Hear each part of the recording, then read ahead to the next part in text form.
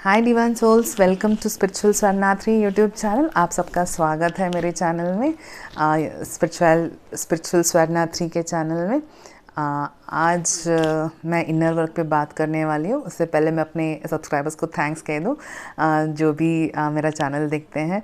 And आपके बहुत प्यारे प्यारे कमेंट्स मेरे को आपके कमेंट सेक्शन में मेरे को देखने को मिलते हैं। बहुत सारी ब्लेसिंग्स मिलती हैं।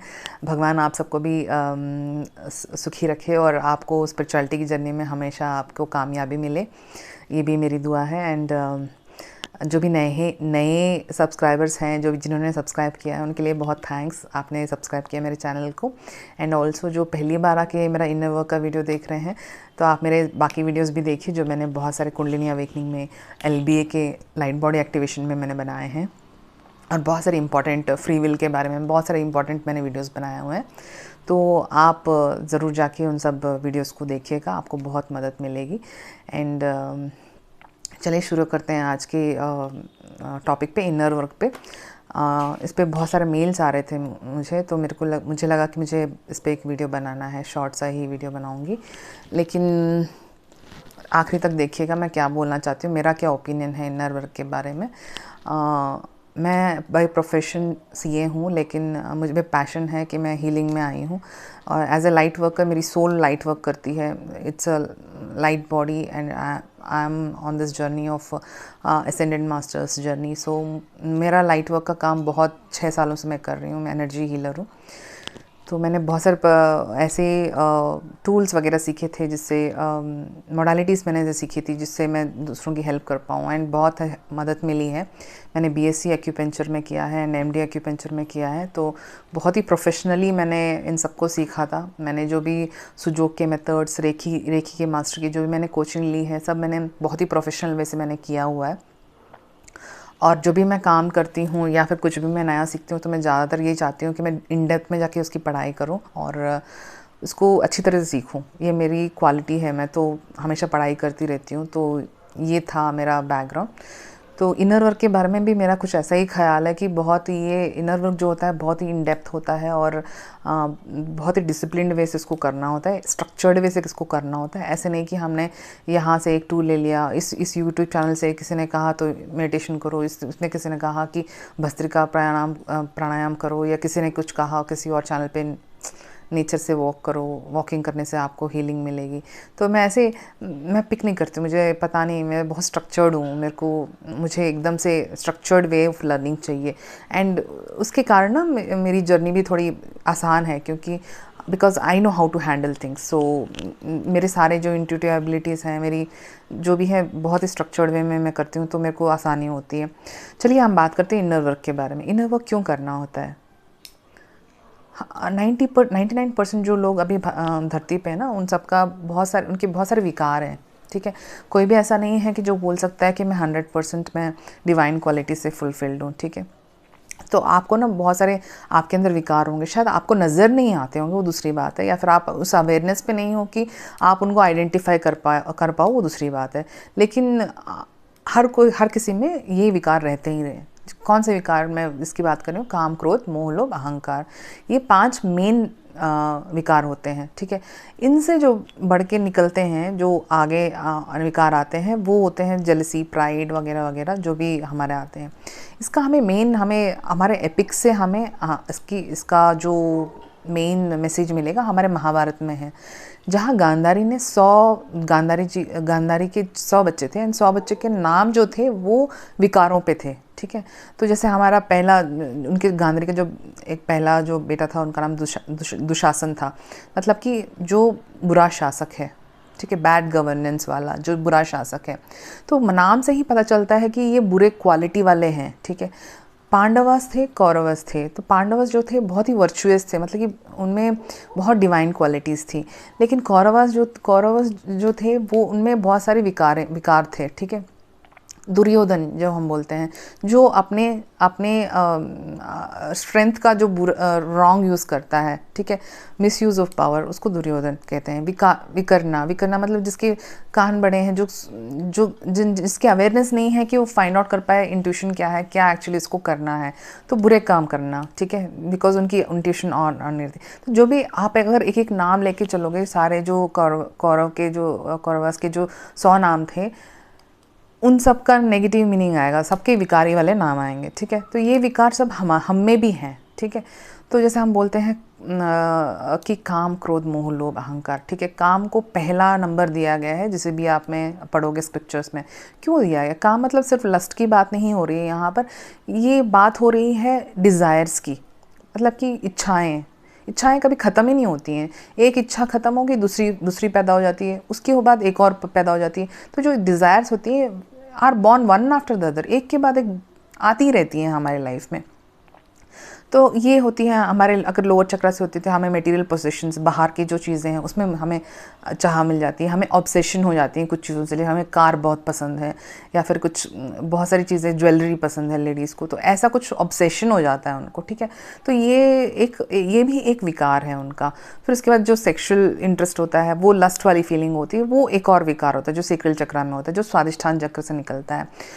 कोई भी प्लेजर्स आपके, मैंने कहा मेटेरियल पसंद, वो भी स्वादिष्ठान चक्र से निकलता है। और एक होता है कि आपको किसी को ओवर पावर करना है, कि आपको हमेशा ना आपको पावर का पागलपन रहता है कि मुझे हमेशा दूसरों पे रूल करना है। तो ये जो होता है, ये सब ना, ये भी डिज़ायर्स होती हैं। ये जब डिज़ायर्स फुलफ़िल नहीं होती हैं तो क्या होता है, ऑटोमेटिकली ना आपको क्रोध आने लगता है। तो नेक्स्ट जो विकार है काम क्रोध का, नेक्स्ट क्यों आता है? क्योंकि आपके डिज़ायर्स फुलफ़िल नहीं होता है, तो आपको गुस्सा आता है। कोई आपके एक्सपेक्टेशन के हिसाब से नहीं चलता है तो आपको गुस्सा आता है, राइट। तो ये गुस्सा आता है। देन उसके बाद आपको लगता है कि एक के बाद जब आप एक दूसरी डिज़ायर्स पे चलते रहते हो तो आपको मोह होने लगता है बहुत, मतलब कि उसकी जो आपने पोजीशंस रखी हुई हैं उस पर अटैचमेंट आ जाती है आपकी, कि ये मेरा है, ठीक है। उसके बाद ग्रीड आती है, लोभ, मतलब कि आपको ना बहुत ग्रीड आती है, मतलब ये हो गया तो अभी दूसरा, और जैसे पैसे का ग्रीड रहता है कुछ का, मतलब कि 1 करोड़ कमा लिया, 2 करोड़ कमा लिया, और उनको चाहिए और चाहिए, उनको इतनी ग्रीड हो जाती है, ठीक है। एंड इन सब को लेके लोगों को फॉल्स आइडेंटिटीज़ होती हैं कि जो भी है उनके पास, वो सोचते हैं कि वो मैं हूँ। तो ये जो फॉल्स आइडेंटिटीज़ होती हैं, ये अहंकार का रूप ले लेती हैं। तो आपको अहम हो जाता है आपके पैसे पे, आपकी खूबसूरती पे, आपकी नॉलेज पे, तो ये सब आपके ईगो बन जाते हैं, ठीक है। तो ये 5 विकार हो गए। इसके छोड़ के आपको आएंगे जलसी वगैरह, प्राइड, जो भी छोटी छोटी बाद में आती हैं, वो सब भी आप ही के विकार आएंगे उसके बाद, ठीक है।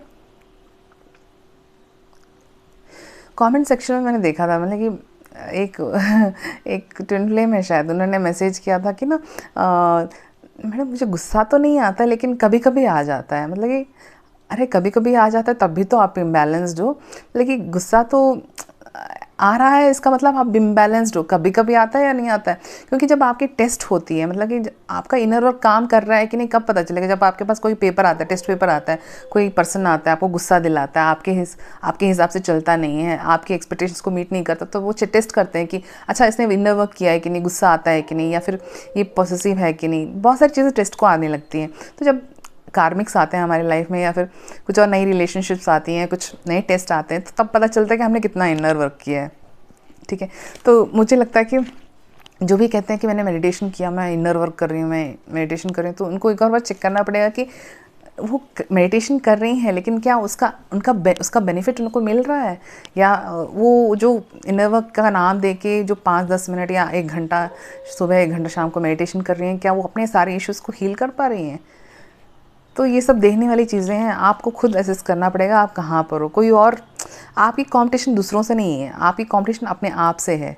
तो आपको अपने आप को ना क्या बोलते हैं, पक्का करना पड़ेगा, बेस्ट वर्जन बनना पड़ेगा, not better version, best version बनना पड़ेगा आपका, ठीक है। अब मैंने एक और केस सुना था जहाँ पर एक सोल सिस्टर हैं, वो बोल रही थी कि मैंने अपने काम पे मैंने कंट्रोल कर लिया। तो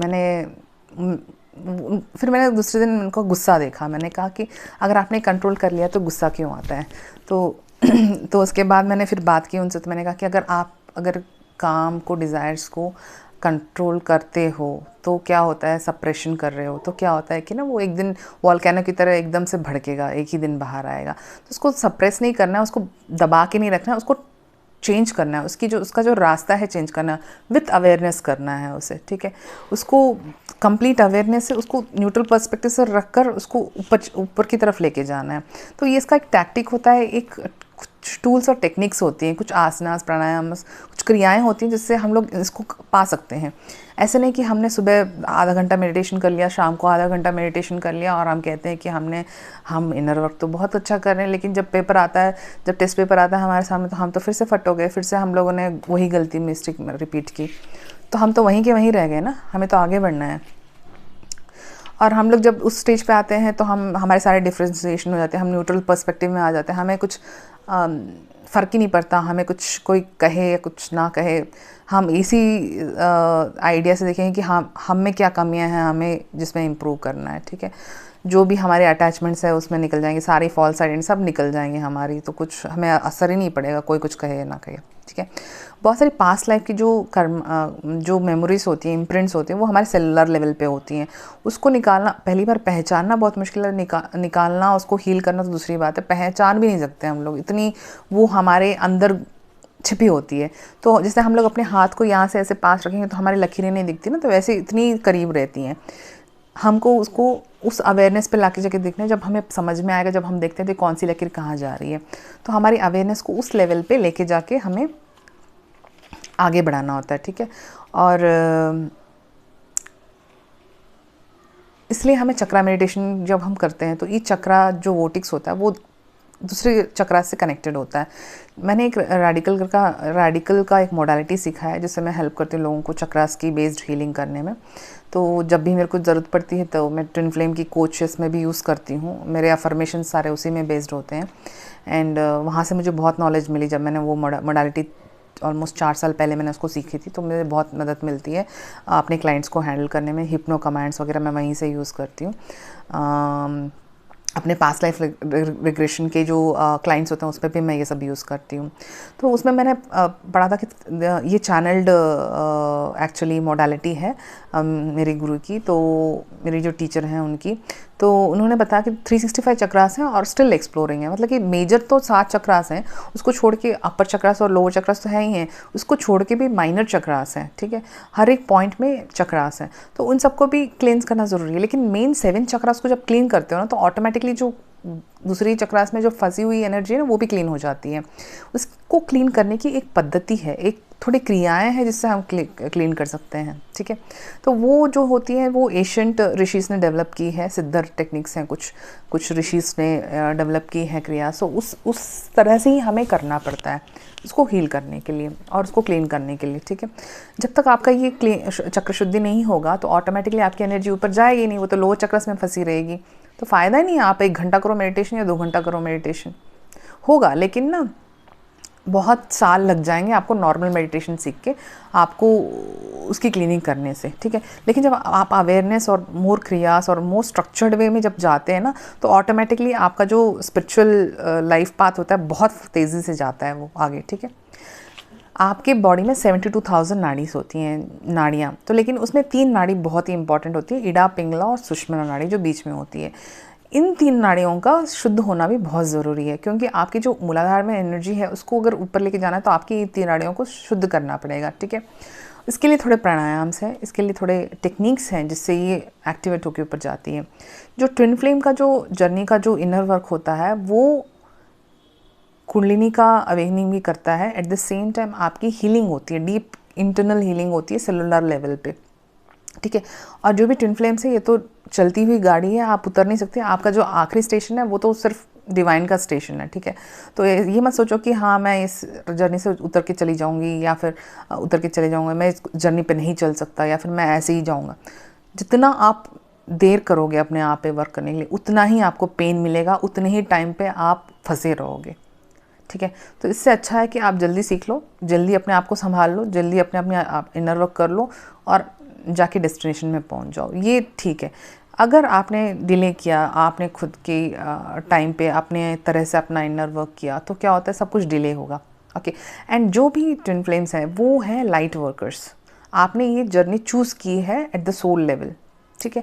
आप ये चूज़ करके आए हो कि आप लाइट वर्क करोगे, आप भगवान का डिवाइन के वेपन बनोगे और you are going to help.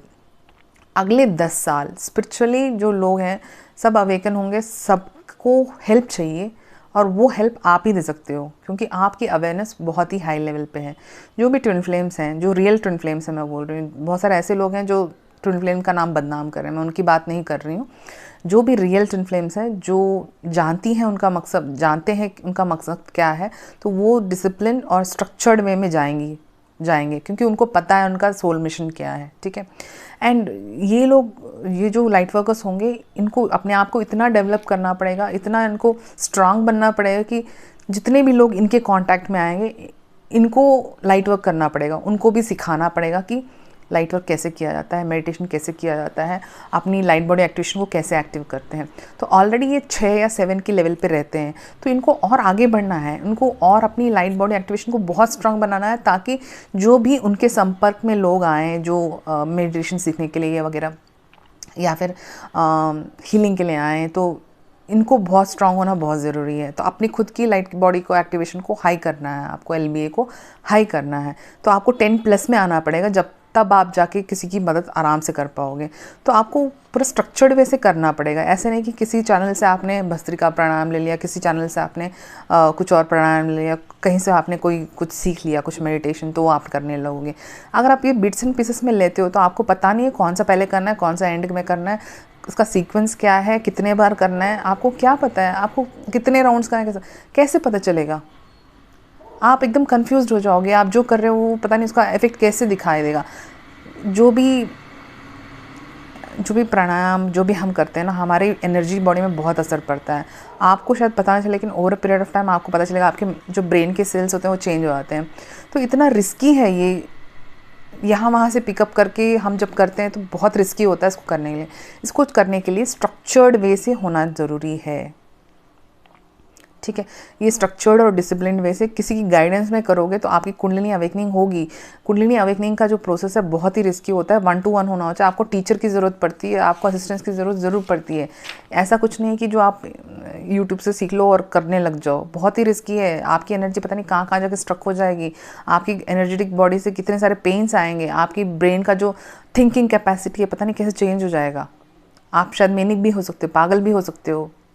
तो ऐसा मत कीजिए कि आप कहीं से थोड़ा बहुत सीख लिया और वहाँ से आपने कुछ सीख के कुछ करना शुरू कर दिया। ट्विन फ्लेम की जर्नी में स्पेशली बहुत सारे ऐसे टूल्स की ज़रूरत पड़ती है जो आपको इंट्यूशन स्ट्रांग बनाए, आपके कनेक्शंस लाइट बीइंग से स्ट्रांग बनाए, क्योंकि आपका एनर्जी जो एंटीना चैनल होना होता है वो बहुत क्लियर होना होता है। अगर आपको कोई एंजल्स बात में सजेस्ट करते हैं तो आपको आपकी इंट्यूशन से आपको उसको कैच करना है। आपको टेलीपैथी की जो मसल्स होती है, इंट्यूशन की जो मसल्स होती है, उसको स्ट्रांग बनाना है। तो थोड़े टूल्स होते हैं इसको करने के लिए। ऐसे नहीं कि नॉर्मल मेडिटेशन किया तो आपको ये सब आ जाएगा। हो सकता है आए, लेकिन इसको टाइम लगेगा। लेकिन अगर आप टूल्स का यूज़ करते हो तो ये क्विक होता है, ठीक है।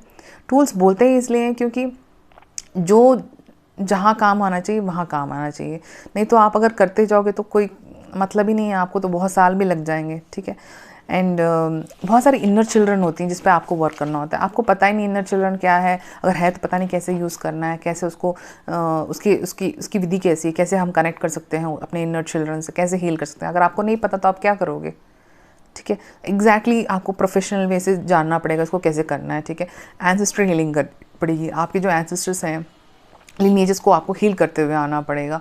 आपके हायर सेल्फ से आपको कनेक्ट होना पड़ेगा। आपको पता नहीं कैसे, हायर सेल्फ होता है भी नहीं, पता नहीं बहुत सारे लोगों को, तो आपको कैसे कनेक्ट होगे हायर सेल्फ से। आपकी बहुत सारी हीलिंग होनी ज़रूरी है, क्योंकि जो ट्विन फ्लेम की जर्नी होती है बहुत पेनफुल होती है। क्योंकि मैंने सबको पता है कि इतना उनको पेन मिलता है सोसाइटी से, वो सोसाइटी की स्ट्रक्चर में नहीं आ पाते हैं। तो क्या होता है कि बहुत सारे पेन्स उनको मिलने लगते हैं। ये सब उनके ट्रॉमास में फंसे होते हैं, उन सबको आपको हील करना ज़रूरी है। अगर नहीं करोगे तो फिर आप आगे कैसे जाओगे? आपकी लाइट बॉडी एक्टिवेट कहाँ होगी? आपकी एनर्जी तो, जंक एनर्जी तो आपके DNA में, आपके सेलुलर लेवल में फंसी रहेगी। जो भी आप काम करते हो तो आपको चैनल या हीलर की या टीचर की ज़रूरत पड़ती है। जब आप हायर लेवल से कुछ सीखते हो ना, तो वो आसानी होती है आपको आपके लाइफ में इम्बाइब करने के लिए। तो ये जो जर्नी है, जो नॉर्मल पीपल है उनके लिए नॉर्मल मेडिटेशन काफ़ी है, बैठो ध्यान लगाओ, हो गया उनका। लेकिन जो ट्विन फ्लेम्स है ना, उनकी जर्नी ऐसी नहीं है। उनकी थोड़ी टफ़ है, उनका जर्नी का जो पेन्स, जो एक्सपीरियंस होते हैं वही एकदम टफ़ होते हैं। उनके लिए कम्प्लीटली हीलिंग सेशंस चाहिए, उनके लिए क्रिया की टेक्निक्स चाहिए जिससे वो उन चीज़ों को हैंडल कर पाएँ, ठीक है। तो आप ना लेकिन एक सीक्वेंस से आपको करना पड़ेगा। अब आपकी जब नाड़ी क्लीन हो जाती है, आपकी जब चक्रा शुद्धि हो जाती है ना, तो उसको, उस एनर्जी को ऊपर लेके जाना भी बहुत ज़रूरी है हायर चक्रास में, और ये सही करना और सीखना भी बहुत ज़रूरी है। जहाँ तक प्रोफेशनल वे से, अगर डिसिप्लिन वे से, स्ट्रक्चर्ड वे से आप नहीं करोगे तो आप इस जर्नी को, इस पेन को प्रोलॉन्ग करते ही जाओगे, ठीक है। बहुत सारे चैनल्स ओपन हो चुके हैं। मुझे like, I am not telling, मैं मना नहीं कर रही हूँ, लेकिन ना आपको अगर नॉलेज है तो आप उनको पर्सनल लेवल पे गाइड कीजिए ताकि वो लोग सच में बाहर आ पाएँ। मेरे जो स्टूडेंट्स हैं, बहुत सारे मेडिकल डॉक्टर्स हैं, जो भी मेरे ट्विन फ्लेम के जो स्टूडेंट्स हैं मेडिसिन से हैं। वो जनरली बोला जाता है ना कि साइंस के स्टूडेंट्स को स्पिरिचुअलिटी में उतना बिलीफ नहीं होता। मेरा तो ऑपोजिट है कि मेरे सारे साइंस के स्टूडेंट्स हैं, एंड मैं खुद साइंस की भी स्टूडेंट हूँ, मैं कॉमर्स की भी स्टूडेंट हूँ, मैं साइंस की भी स्टूडेंट हूँ। तो ये उनको पता है, जब मैं उनको टीचर बताती हूँ उनको टेक्निक्स वगैरह, they are able to catch, मतलब करेक्ट से पकड़ते हैं कि मैं क्या बोल रही हूँ उनको, and they are able to learn. वो उनको अपने साधना में डालते हैं। और मैंने जहाँ तक देखा है मेरे स्टूडेंट्स में, वो मुझे इतना पॉजिटिव क्या बोलते हैं, फीडबैक देते हैं कि मैडम ये तो एकदम से ये देयर इज ट्रांसफॉर्मेशन हो रही है उनके अंदर। तो बोलते मैंने इतने चैनल्स मैंने सब्सक्राइब किए थे, मैंने सारे अभी निकाल दिए, अब मुझे ज़रूरत ही नहीं पड़ रही। मैंने टैरेट कार्डिंग ली थी, मैंने ये ली थी, मैंने छोड़ दिए। तो जब आप अपने आप पे डिपेंड कर जाते हो, आपकी इंट्यूशन इतनी स्ट्रांग हो जाती है, तो आप क्यों डिपेंडेंट रहोगे किसी टैरेट कार्ड रीडिंग पे। हालांकि मैं भी करती हूँ टैरेट कार्ड रीडिंग, मैंने भी रीडिंग करके मैंने गाइडेंस दी है। देखो, तब जब आपको बहुत ही सीरियस सिचुएशन हो और आपको कुछ नज़र नहीं आ रहा, कुछ आपको गाइडेंस चाहिए, तब जाओ टैरेट रीडिंग पे या किसी रीडिंग पे। लेकिन ना, पहला गुरु तो आपके अंदर ही है, उसको एक्टिवेट कर लो ना। एक फिशरमैन है ना, वो उससे फिश मत लो बार बार। जैसे जीसस का एक स्टोरी था, जीसस हमेशा ऐसे बोलते थे कि मछली को नहीं पकड़ना, मतलब मछली को कैसे पकड़ना है इसको जान लेना है। तो अगर आप ये जान लोगे कि उसका टेक्निक क्या है, तो आपकी जर्नी तो आसान हो जाएगी ना, आप तो एम्पावर हो जाओगे, सेल्फ एम्पावर हो जाओगे। तो उसको आपको सीखना है, आपको कोई और ऑप्शन है ही नहीं, आपको वो सीखना ही पड़ेगा, ठीक है। एंड बहुत सारे ऐसे मेरे फ़ोन कॉल्स आते हैं मेरे से सेशन बुक करने के बाद ना। वो मुझे लगता है कि जब भी आप किसी से अप्रोच करते हो हीलिंग के लिए या फिर, तो कुछ लोग ऐसे होते हैं कि क्रॉस क्वेश्चन करना शुरू करते हैं। जब आपको सरेंडर होना पड़ता है, जब आप हीलिंग के लिए किसी को अप्रोच कर रहे हो, तो they are the channel of the energy. तो आप उनको सरेंडर हो जाओ कि वो जो कह रहा है उसकी बात सुनो तो सही। नहीं तो फिर अगर आप जानते हो कि आपकी मेडिटेशन आपको मदद की है, तो क्यों अप्रोच करते हो किसी रीडर्स को या फिर किसी हीलर्स को। तो आप अपने आप से फाइंड आउट कर लो ना रीजंस, ठीक है। तो मेडिटेशन में आपको कुछ मिला नहीं, आप हील नहीं हुए, आपके इश्यूज वहीं के वहीं हैं, तो क्यों ना हम मदद लें जिनसे, जो ऑलरेडी उस रास्ते से होके गुजरे हैं, उनके पास टूल्स हैं, टेक्निक्स हैं। वो उनके एक्सपीरियंस और टूल्स और टेक्निक्स और मेडिटेशन, क्रिया, प्राणायाम, जिस तरह से करने से उसकी मदद मिलती है, वो आपको सिखाएंगे और आप सीख जाओगे और आप आसानी से इस रास्ते को आगे बढ़ पाओगे, ठीक है। तो ये था मेरा, आपको सरेंडर होना है। जो भी आप, जिससे भी आप सीखते हो ना, उसको पहला चीज़ क्या है ना, कि आपको कम्प्लीटली सरेंडर होना है, ट्रस्ट होकर सरेंडर होना है कि वो हमें मदद करेगा, ठीक है। ऐसे नहीं कि आधे डाउट में सोच रहे हो कि ये झूठ बोल रहे हैं। मैं जानती हूँ कि बहुत सारे ऐसे भी लोग हैं सोसाइटी में जो जेन्युइन नहीं है, लेकिन थोड़े तो जेन्युइन है ना, तो उनको आपको ट्रस्ट करना पड़ेगा। ट्रस्ट करके आपको आगे अपनी जर्नी शुरू करनी पड़ेगी। जिनकी इंट्यूशन स्ट्रांग है, उनको पता है कि वो किसको अप्रोच करने से उनको मदद मिलेगी, ठीक है। जिनकी इंट्यूशन ठीक नहीं है, जिनकी लोअर चक्रास में एनर्जी जंग पड़ी हुई है ना, तो उनको, इवन दो ट्विन फ्लेम्स है, उनको स्टिल डाउट रहेगा कि वो सही रास्ते पे कि नहीं, वो करेक्ट लोगों को ट्रस्ट करती हैं कि नहीं। तो ये सब तो बहुत वर्क करना पड़ेगा उनको, ठीक है। तो ये था एक, मैं नहीं कहती कि मेडिटेशन आपको मदद नहीं करेगी, मेडिटेशन करेगा, लेकिन ना देखो, एक टूल्स अगर आपको पता चल जाए, देखो आपका जो ब्रेन होता है ना, जो लेफ्ट एंड राइट ब्रेन, उसको कनेक्ट होने में 45 मिनट्स लगता है, ठीक है। जब आप मेडिटेशन में बैठते हो तो मिनिमम आपको एक ही स्ट्रेच पे 1 आवर से ज़्यादा मेडिटेशन करना पड़ेगा। लेकिन जब आप कुछ क्रिया टेक्निक सीख जाते हो, तो उसका जो बेनिफिट है आपको 15-20 मिनट में मिल जाता है। एंड वो स्ट्रक्चर्ड वे में मिलेगा आपको। आपकी एग्जैक्टली कुंडलिनी रेज होगी, आपकी कुंडलिनी एनर्जी का जो एक्सपीरियंस है वो आपको पता चलने लगेगा। आपकी स्पाइन में चेंजेस आएंगे, आपके मस्तिष्क में चेंजेस आएंगे, आपके थॉट पैटर्न चेंज होंगे, आपकी पूरी लाइफ में आपको चेंजेस नज़र आएंगे, ठीक है। वो स्ट्रक्चर्ड वे होता है। तो नॉर्मल मेडिटेशन करोगे तो उसको तो लगेगा टाइम, उसको तो बहुत टाइम लगेगा आपको आइडेंटिफाई करने में, ये सब करने में। तो आप हेल्प लो उसकी, क्योंकि ट्विन फ्लेम का जो जर्नी है वो नॉर्मल नहीं है, ठीक है। एंड आप जितने भी चैनल सब्सक्राइब करते हो उतना ही आप अपना कन्फ्यूजन में डाल रहे हो अपने आप को, ठीक है। इतने सारे चैनल्स देखते हो, टाइम इतना वेस्ट कर रहे हो। आपका जो डेथ का जो एक्सपायरी डेट है ना वो फिक्स किया हुआ है, ठीक है, वो फिक्स्ड है। हर रोज़ आप एक एक दिन, एक एक घंटा ना अपनी एक्सपायरी डेट की तरफ जा रहे हो। जब एक्सपायरी डेट की तरफ जा रहे हो तो आपका ख़त्म होने वाला है ना, तो उससे पहले आप कुछ सीख लो, कुछ कर लो। आपका जो सोल मिशन है, जो लाइट वर्किंग का जो काम है, वो कुछ तो मदद कर लो दूसरों को भी। पहले अपनी मदद करो, फिर दूसरों की मदद करो। तो ऐसा होता है कि पहले अपने आप को उस लेवल पे लेके आना होता है। एक और इम्पॉर्टेंट चीज़ कि लोग जो मुझे कॉल करते हैं या फिर मेल करते हैं ना यूनियन के बारे में, रियूनियन के बारे में, ये एक स्पिरिचुअल जर्नी है। आप एक स्पिरिट हो, आप स्पिरिचुअल बीइंग हो, आप इनफाइनाइट बीइंग हो, आप इस बॉडी में आए हो एक एक्सपीरियंस के लिए, ठीक है। अगर आप नॉर्मल थर्ड डायमेंशन के लोगों की तरह सोचने लग जाओ कि मेरा यूनियन कब होगा, मेरा शादी कब होगा, मेरा ये कब होगा, तब तो आप में और उसमें क्या डिफरेंस है। आप तो लाइट वर्क करो ना। अगर आप सीरियसली, आप जेन्युइनली अगर आप ट्विन फ्लेम हो, आप लाइट वर्क करो, ठीक है। एंड लाइट वर्कर हमेशा सीरियस रहते हैं अपने जो काम के लिए में, उनका अप्रोच ही अलग होता है। वो टाइम पास के लिए नहीं होते हैं, ठीक है। तो उनका जो अप्रोच होता है, उनकी जो ह्यूमैनिटेरियन का जो हेल्प करने का जो मकसद रहता है, वो सब बहुत सीरियस रहते हैं। वो इन सब में नहीं फंसते कि यूनियन कब होगा, रीयूनियन कब होगा, ठीक है। इन सब में आपको फंसना नहीं है। ये आपको इंडिकेशंस दे रहे हैं कि आप इस जर्नी में हो। ये इंडिकेशंस को आपको लेके जाना है आगे। जो भी फाइनली होगा वो डिवाइन की मर्जी से होगा, डिवाइन टाइमिंग पे होगा। अगर आप उसी पे फोकस करते रहोगे तो आपने अपनी जर्नी कब कंप्लीट करोगे, अपने आप को बेटर वर्जन कब बनाओगे, ठीक है। ये है, वो बेटर हाफ है, काउंटर पार्ट है, उसको वहाँ रखो और अपने काम पे लग जाओ। लेकिन अपना इनर वर्क जब करते रहते हो तो ऑटोमेटिकली फल, जैसे भगवद गीता में बोलते हैं ना कि फल की इच्छा मत करो, अपना काम करो। तो वैसे ही आपको अपना काम, इनर वर्क करते रहना पड़ेगा। फल जब मिलना है आपको मिलेगा ही, उससे तो कोई आपको अलग नहीं कर सकता। तो आपको तो आपके फ्रूट्स और आपका जो रिज़ल्ट है आपको ज़रूर मिलेगा, ठीक है। आपका जो नज़रिया है कार्मिक्स को लेके या किसी और रिलेशनशिप में किसी और को लेके, आपको उन सब पे फोकस नहीं करना है। आपको सिर्फ अपने आप फोकस करना है। आप अपने आप के लिए एक कॉम्पिटिशन हो, आपके लिए कोई और कंपटीशन नहीं है। आपकी जो प्रीवियस सेल्फ है, कल जो आप थे, आज उससे बेटर वर्जन बनो। आज जो हो, कल उससे भी बेटर वर्जन आपको बनना है। तो ये जो कंटिन्यूस जर्नी है अपने आप को बेटर वर्जन बनाने की, ये कंटिन्यूस है और आपको ये करते रहना पड़ेगा। ऐसे नहीं कि आज कर दिया और हो गया तो नहीं हो। जब तक आपकी आखिरी सांसें चलती हैं आपको इनर वर्क करते रहना पड़ेगा, ठीक है। आपको बेटर वर्जन बढ़ते रहना पड़ेगा। अगले 10 साल में बहुत सारी अर्थ में चेंजेस आएंगी, ट्रांसफॉर्मेशन हो रहा है। बहुत सारे लोग जागृत हो रहे हैं, बहुत सारे लोगों की अवेकनिंग हो रही है। उनको पता नहीं इमोशंस को कैसे हैंडल करना है, उनको पता नहीं रिलेशनशिप्स को कैसे हैंडल करना है। जो लाइट वर्कर्स हैं, जो ट्विन फ्लेम्स हैं, उनको प्रिपेयर्ड रहना पड़ेगा। बहुत सारे लोग आएंगे आपके पास, आपको उनको हीलिंग देनी पड़ेगी। आपके साथ रहती है उनकी हीलिंग होगी। आप जो बात कहते हो, मेरे जो वीडियोस हैं बहुत सारे व्यूअर्स देखते हैं, बोलते हैं कि आपको देख के मेरी हीलिंग होती है, आपको सुन के ही मुझे हीलिंग होती है। क्यों होती है? क्योंकि मेरी लाइट बॉडी एक्टिवेशन बहुत हाई लेवल पे है।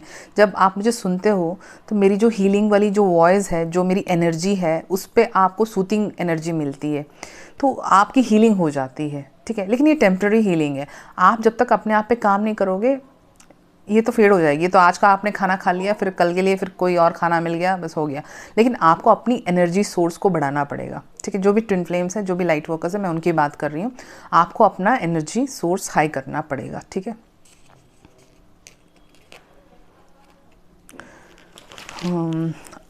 हाँ, एक और क्वेश्चन पूछा था मुझसे कि आप इनर वर्क के बारे में डिटेल से क्यों नहीं बताते हो, एक वीडियो बनाओ या फिर।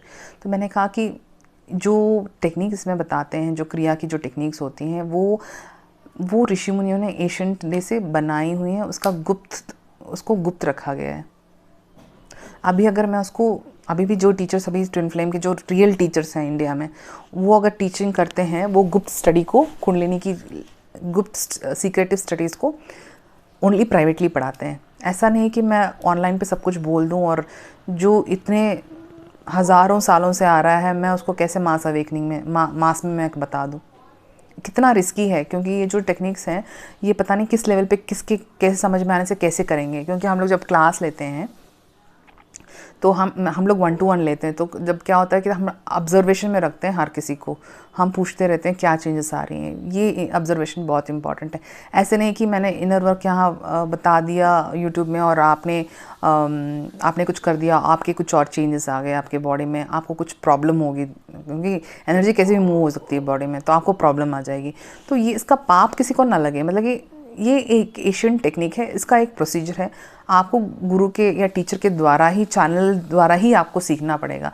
ये कोई ऐसा नहीं कि मैं बता दूं कि आप ये कर लो, भस्त्रिका कर लो या कुछ कर लो, आपका ये हो जाएगा, आपका वो हो जाएगा। प्लीज़ आप इन सब में मत फंसो, क्योंकि अगर आप रियली सीरियस हो अपने जर्नी को लेके, अपने स्पिरिचुअलिटी को लेके ना, तो आपको ना सीरियसली वर्क करना पड़ेगा अपने आप पर। थर्ड आई को एक्टिवेशन कैसे करना है, एक मेरे भाई ने, सोल ब्रदर ने पूछा था मुझसे। अरे थर्ड आई ऑटोमेटिकली हो जाएगी जब आपकी सुषुम्ना से जब कुंडलिनी अवेकनिंग हो, थर्ड आई ऑटोमेटिकली हो जाएगी। उसकी अलग भी टेक्निक है जिसमें मैं बताती हूँ कि कैसे वो अवेकन होता है थर्ड आई के लिए, लेकिन बहुत रिस्की है। देखो आप थर्ड आई एक्टिवेट कर लोगे, लोअर चक्रस में फिर भी एनर्जी फंसी है, तो आप पागल हो जाओगे लोगों की असलियत देख के। ठीक है, आपको बहुत प्रॉब्लम हो जाएगी। लोगों का जो ड्यूअल पर्सनैलिटी होता है, उनकी ऑरास वगैरह देख के आप पागल हो जाओगे। तो आपको LBA 10 तक आना पड़ेगा, जब इन सबको आप हैंडल कर पाओगे। लाइट बॉडी एक्टिवेशन 10 तक आना पड़ेगा, तब जाके आपको समझ में आएगा क्या चल रहा है। ठीक है, तो आपको अपनी एनर्जी इतनी हाई करनी पड़ेगी और स्लोली करनी पड़ेगी। ऐसे नहीं कि आपने एक दिन कर लिया, 6 से 3 साल, पता नहीं कितने साल लगते हैं इसको अवेकन करने में। तो आपको कॉन्स्टेंटली इस पर वर्क करना पड़ेगा। ठीक है, तो इनर वर्क का यही था कि आपको अवेयरनेस पे लाना है कि आपके कितने विकार हैं। विकार तो सबको हैं, 99% जो भी अर्थ में हैं लोग, उन सब के बहुत सारे विकार हैं। ठीक है, और इन सब विकारों को आपको विन करना पड़ेगा कॉन्स्टेंटली वर्क कर कर, क्योंकि ये एक दिन की बात नहीं है। हमने संस्कार पता नहीं कितने जन्मों से बना के रखे हुए हैं, अभी उस पर वर्क करना पड़ेगा, रिग्रेसली वर्क करना पड़ेगा, विथ टूल्स करना पड़ेगा। ऐसे नहीं कि हमने यहाँ वहाँ से कुछ सीख लिया और कर लिया, ये बहुत रिस्की है। आप अपना ख्याल रखें जब ऐसा कुछ करते हैं तो।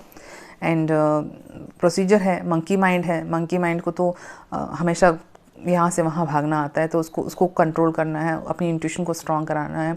बहुत सारे पास्ट लाइफ के जो इतने सारे लोगों से हमारे कनेक्शंस होते हैं, उन सब को हैंडल करना है, उनके इम्पैक्ट को हैंडल करना है, उनके कॉर्ड्स को हैंडल करना है। ये सब हम अगर ऑनलाइन पे सिखा दें तो ये तो बहुत ही मुश्किल हो जाएगा करना। एंड ये फ्री विल पे चलता है, ऐसे नहीं कि मैंने बता दिया किसी ने ले लिया, ऐसा कुछ नहीं होता है।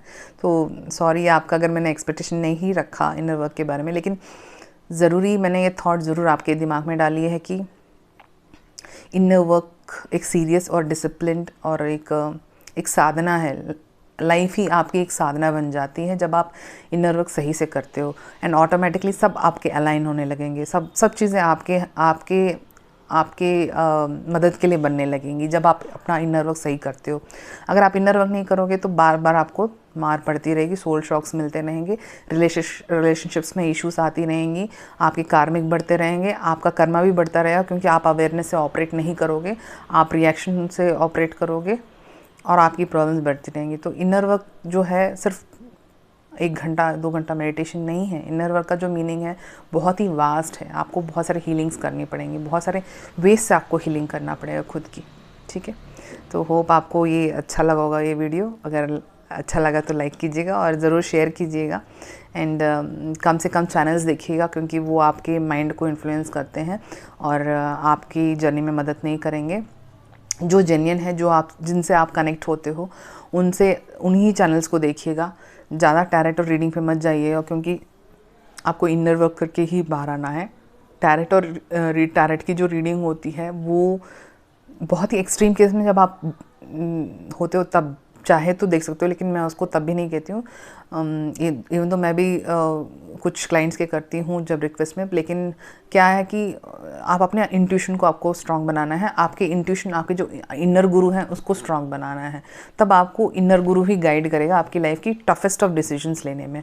तो आपको सेल्फ एम्पावर होना है। ठीक है, तो इनर वर्क तो करना ही है और ये कांस्टेंट वर्क है। चलती हुई ट्रेन में चढ़ गए हैं तो लास्ट जो डेस्टिनेशन है वो तो डिवाइन ही है। तो होपफुली आपको पसंद आया होगा ये वीडियो। अगर कोई और बेनिफिट करता है इस वीडियो से प्लीज़ शेयर कीजिएगा। Thank you very much.